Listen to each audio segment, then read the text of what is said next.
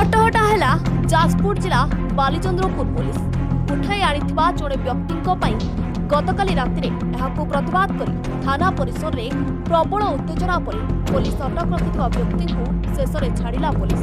सूचना अनुसार बालीचंद्रपुर थाना अधीन मझीपड़ा पंचायत रे गणेश पूजा भसाणी को नहीं दुई गोष्ठी मध्य झगड़ा होता जहां को नहीं बालीचंद्रपुर पुलिस जैनिक व्यक्ति दिगंबर जेना को उठाई आनिथिला पुलिस पुणी छाड़िथिला हेले पुनर्बार पुलिस दिगंबर को उठाई आनिबारु जहां को नहीं बालीचंद्रपुर थाना सम्मुख में उत्तेजना प्रकाश पाइथिला।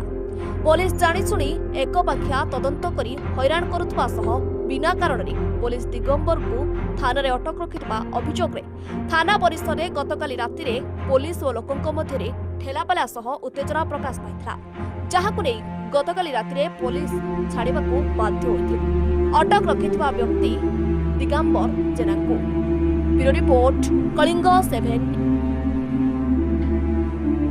एमिति एक भल खबर जानिबा पई हम चैनल को सब्सक्राइब सह बेल आइकन दबांतु एवं पेज को फॉलो करंतु।